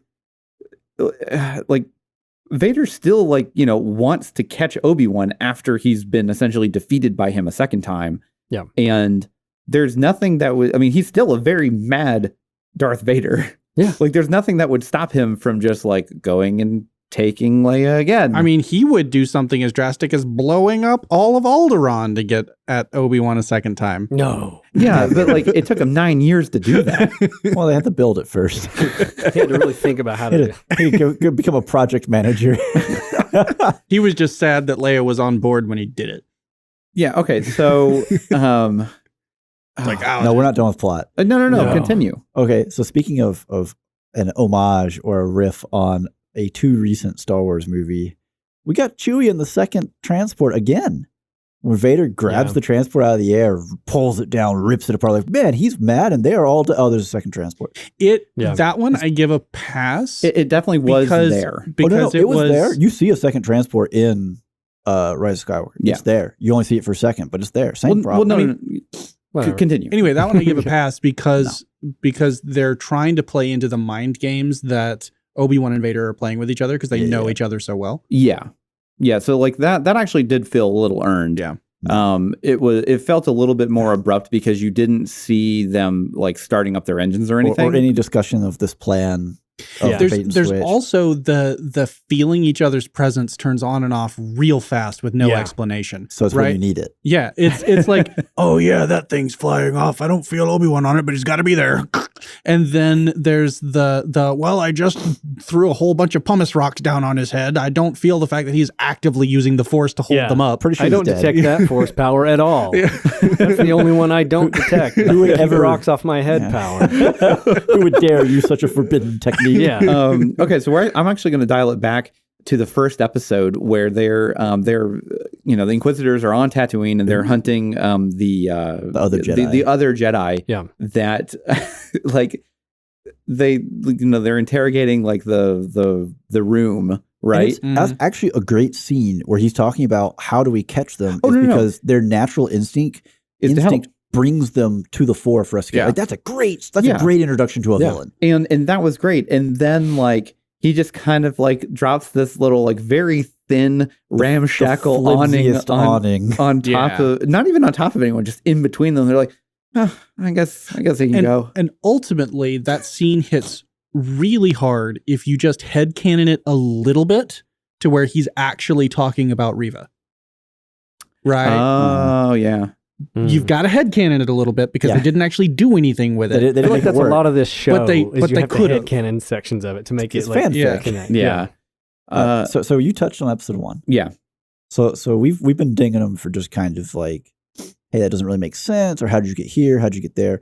We haven't really touched on the idea of did they potentially disrupt any canon, right? I feel like they severely bent, if not broke, some of the canon with the amount of adventures that Obi-Wan and Leia go on, and then for her to send him a message and be like, hey, I used to work with my dad in the Clone Wars and stuff. Well, but she learned from her father's mistake of you don't give all the information. Yeah, I can see that. Yeah, like that's kind of the thing is like that doesn't really bother me just because there are a lot of different ways that you could interpret that message from the lines of like clearly like Obi-Wan knows who I am. Yeah.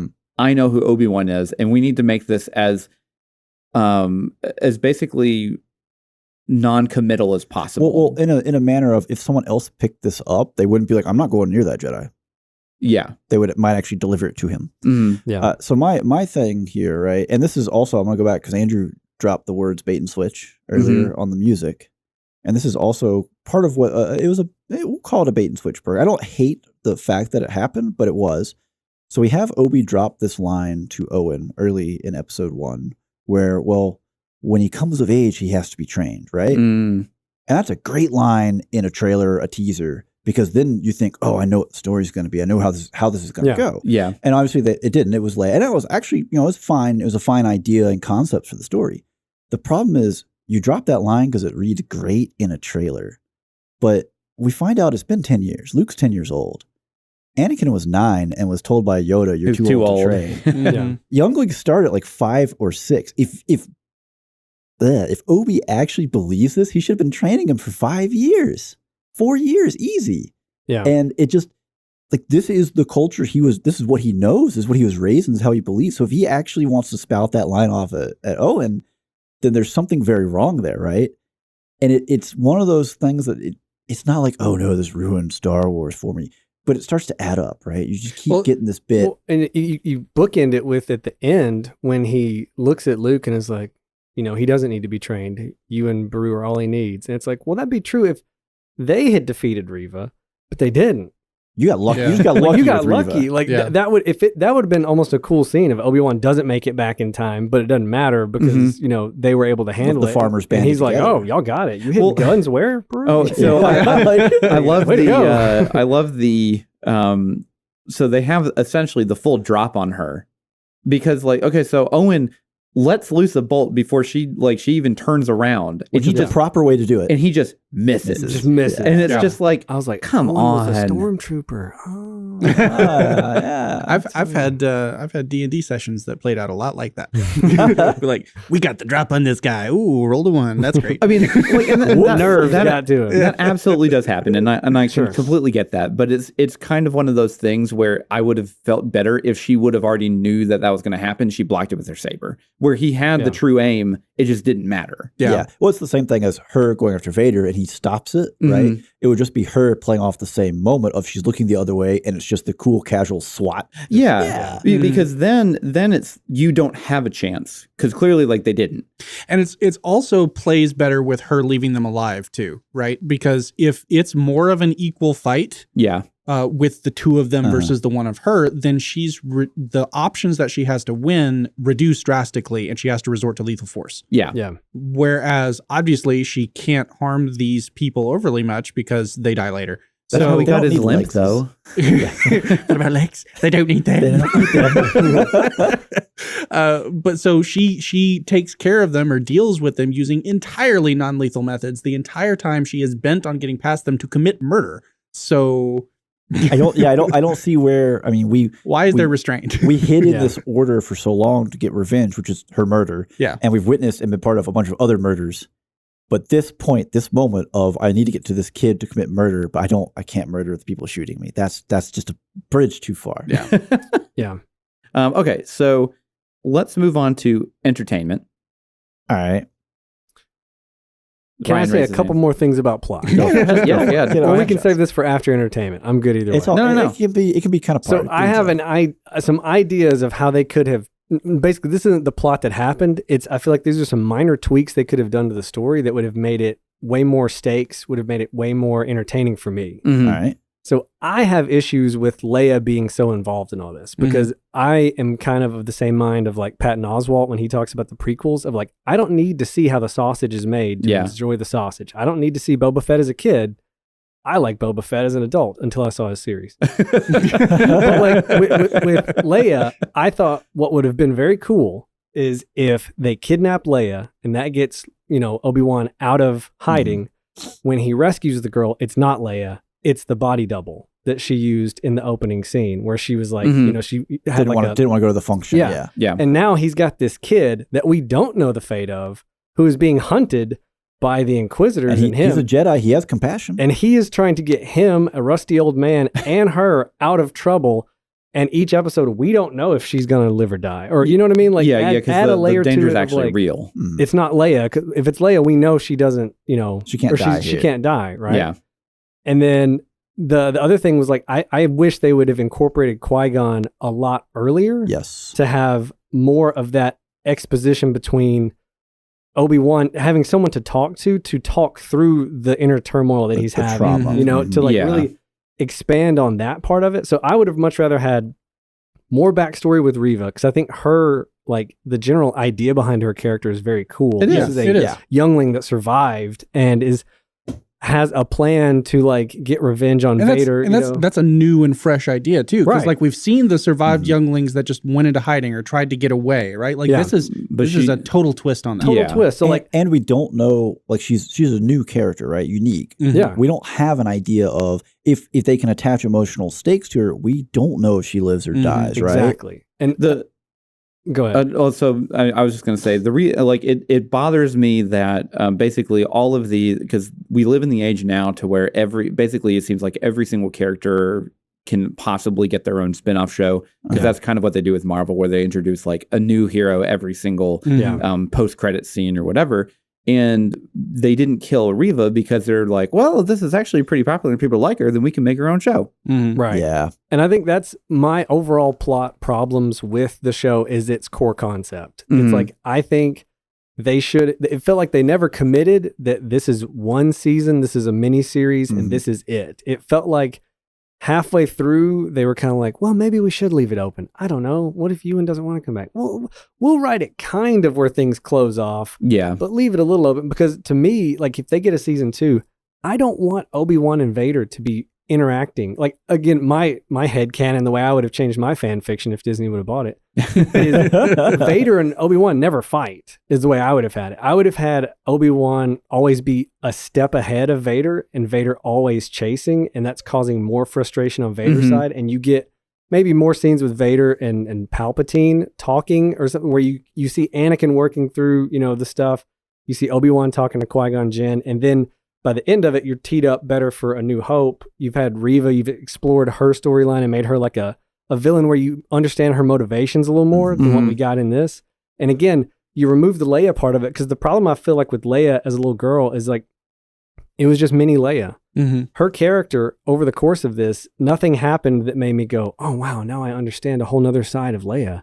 It was just, let's write lines for a kid to say that sound kind of like what Princess Leia would say. You know what I mean? And like Obi-Wan at the end of this journey, we see him change, but like, it's nothing we didn't know he was gonna, like, we didn't learn any insights about Obi-Wan that were like, oh man, like I didn't even think like that would be, it was just, I know what, same thing with Anakin, like, I know this is how the trajectory goes. They gave us no twists or turns that made us like reveal anything about these characters that wasn't something we already completely knew. Yeah. The only other thing I'll say about Qui-Gon, and I'll be done.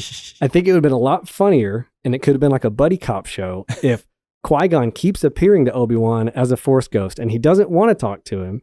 And he's walking through Tatooine, like, you know, trying to buy goods, and he's yelling at Qui-Gon, and everybody just sees Obi-Wan talking to the thin air.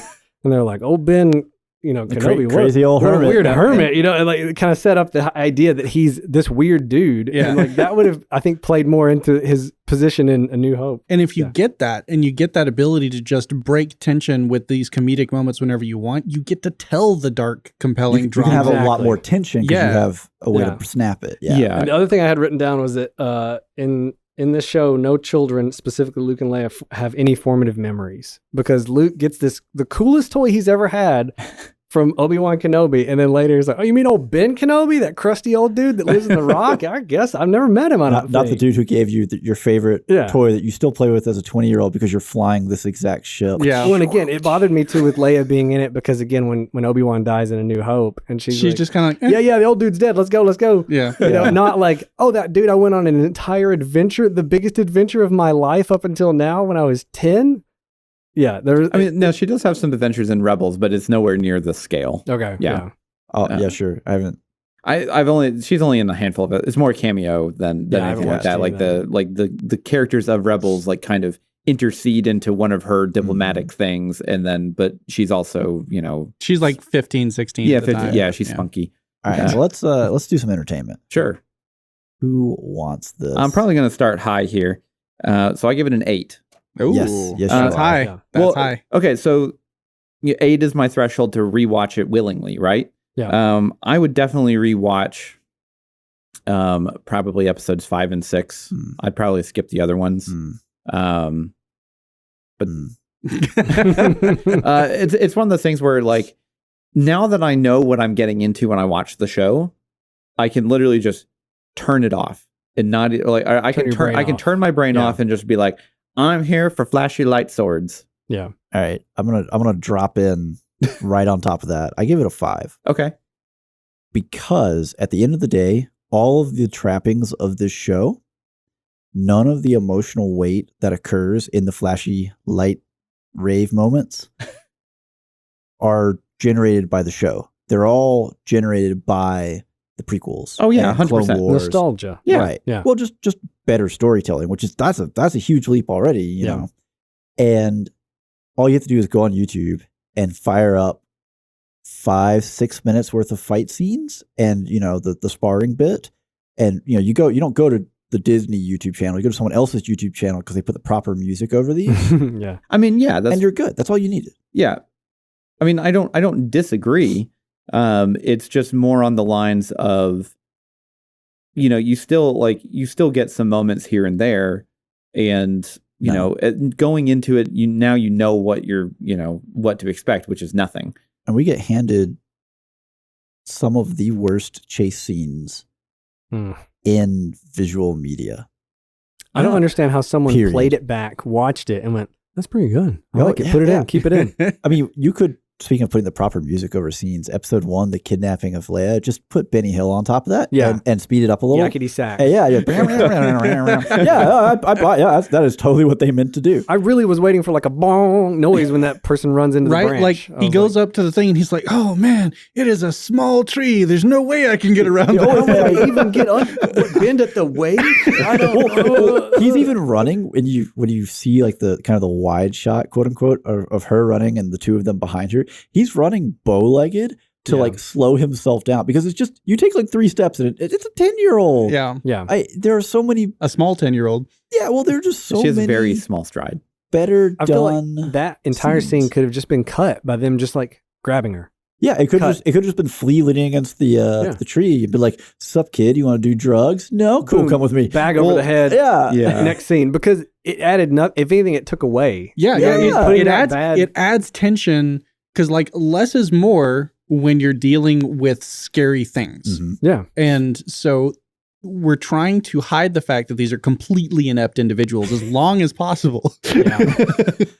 Yeah. Oh, that was also weird that Flea from Red Hot Chili Peppers was the main kidnapper so guy. Interestingly enough, the director of this series, who did The Mandalorian, also directed did a couple episodes or a couple. I shouldn't say did because it was spread out over many episodes. But that is one of her claims to fame. Right. She also has directed Red Hot Chili Peppers music videos. That would make sense. So I wonder if that's where the connection is. Yeah. Because we were watching, I was like, is that Flea? Oh yeah. Well, why is he here? Lauren saw his name in the credits like Flea. He just goes by Flea, and I was like, I'm gonna have to explain this to her who this person is. Okay, so moving on, Ryan. I gave Entertainment a 5. Okay, and my basis for that was kind of similar to some of the stuff I've already said of like, there are moments that are fun in this series. Like I liked most, if not all, the lightsaber fights with the exception of the one in the gravel pit. Like the one where Vader doesn't even use a lightsaber against Reva. Oh, that's great. Oh, it's so good. The final, like I love that a lot more than the backflip porn that happens in episode 3. You know what I mean? Where it just gets to the point where you're like, okay, come on, it's whippity, whippity, whippity, like I liked, it felt more grounded. I liked when Obi-Wan like spun the lightsaber around and started breaking the apparatus on the front of Darth Vader's suit and stuff. I was like, ooh, that's has no one ever done that? No one before? ever thought to do this. Yeah, well, I it's like not armored. I like the Dark Souls approach of Obi-Wan literally just rolling around. He's not wearing armor. His agility is all the way very up. high. Yeah, I think the reason I gave it a 5 ultimately is I'm never going to watch this again. I did not get enough enjoyment out of it to watch the entire series again. Mm-hmm. Again, I'm like you. I might pop on the last 2 episodes, but more than likely, I'm just going to look up on YouTube of some of the fights and some of that stuff because nothing. This entire series never, to me at least, justified its existence. Of like it's like here's this thing that happens in between episode 3 and A New Hope. Yeah, and again at the end of it, it was too messy and inconsistent on literally every front. The writing, the acting, the editing, the special effects, the music, all of it. And then again, I fundamentally don't like the plot. I don't like how much they involved Leia. I don't like that him and, Darth Vader like ran into each other multiple times before A New Hope. Cause like, it just, to me, it's like, that makes so much of what happens in A New Hope a stretch that they would meet each other and be like, oh, I haven't seen you in forever. It's been like it's been 10 years. Yeah, I mean, if they have a sequel to this series and they do it again, like how far are we going to go to like a week before A New Hope? A week ago, I was just a learner. Yeah. Now I am the master. Yeah, now I am the master. So I give it a 5. There's really cool moments, but I'm not going to watch it ever again. Now, one thing, just because you just kind of reminded me of that. He does whenever he drops all the rocks on Obi-Wan and then just walks away and doesn't confirm the kill. But he does say, he does say, I am now the master or whatever, which I thought that was a good little thing. And then proceeds to get his butt kicked. Yeah. I was so worried too in that scene that when he's at the bottom of the pit, he was going to say, I have the high ground now. I was going to turn it off.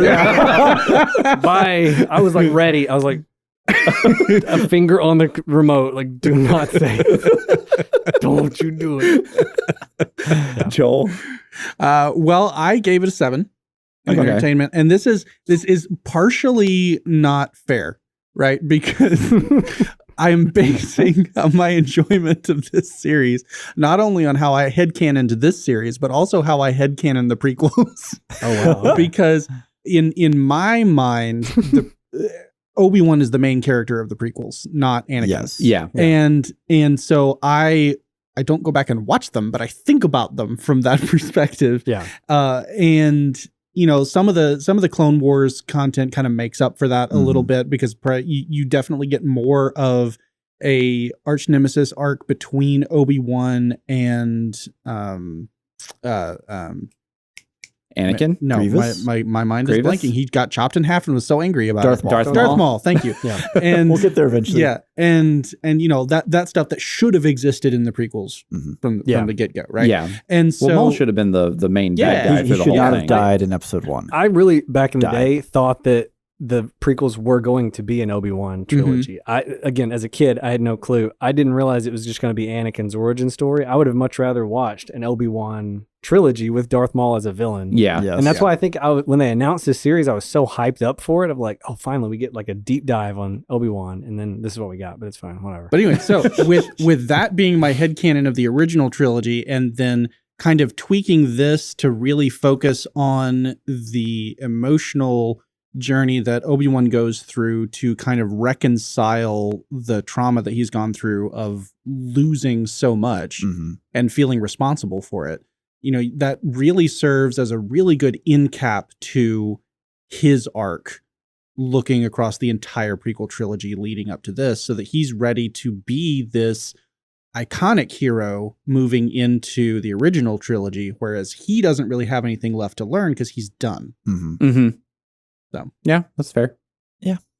So is 7, is that would you go back and rewatch the series? I would watch bits of it. Yeah, that's what I figured. Yeah. Because I like it so much because of headcanon. If I watch the actual stuff on screen again, then that will disrupt my headcanon. I reject your fanfic, Disney, and substitute my own. I will say I did like the introduction of Vader, of him like walking down the street and trying to goad Obi-Wan to come out of where he's hiding, and he's just But the just thing pulling is- people out and killing them. The thing is, that requires so much context knowledge for It you does. to know what's Yeah. going on, and him not just generically being evil and hurting people because he feels like it, right? yeah, They're not even a single line to clue in the audience that was maybe left behind on that was Yeah. all that it would take to be like, I will goad him.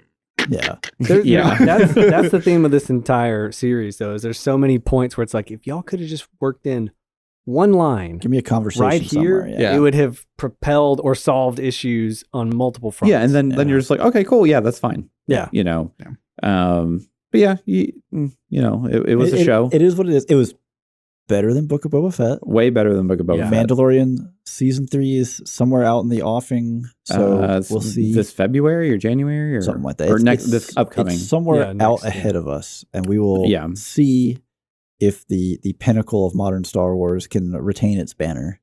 Ugh. Andrew is absolutely enthused. Mandalorian's fine. It's fine. The reason I like Mandalorian so much, and it's not my favorite thing ever, is just because, again, for the most part, it's original characters. Yes. And I have no Yeah. problem like fighting with like my own head canon or what's supposed to be their own canon of like, well, why are we getting too much Leia in this? Why is Darth Vader back in this? Yeah. It's just, I didn't know anything going in about the Mandalorian, and his character, and like Pedro Pascal does great. And like, so for me, it's this fresh, thing. Whereas with this, again, we've harped on it. We're beating a dead horse, but like, there's so many people that they survive. The Yeah. stakes are just so Low. low. It's just not there. Yeah. Yeah. And we know they have all their limbs. Yeah. And we know We can everything. count. Like, Yes. We these can. people are fine when we Yeah. see it. Yeah. Well, but see, then that's the problem too, is like if for whatever reason Obi-Wan had like a fake limb in A New Hope, then we're like, oh, this is the series where we know how he gets we it. find out how he Yeah. gets Yeah. it. Yeah. Yeah. You're kind of backing yourself into a corner by Yeah. making this period. It's tough, yeah. Yeah. Yeah, it's such a tightrope dance, and I think we've pretty well decided that they did not succeed in walking it as well as we would have liked. But on that note, Ryan, thank you so much for taking a little time to join us today. Yeah. Thanks for having me. And I believe that is all the time we have for this episode. Until next time, I'm Steven. I'm Andrew. And I'm Joel. And as always, every spoiler was intended.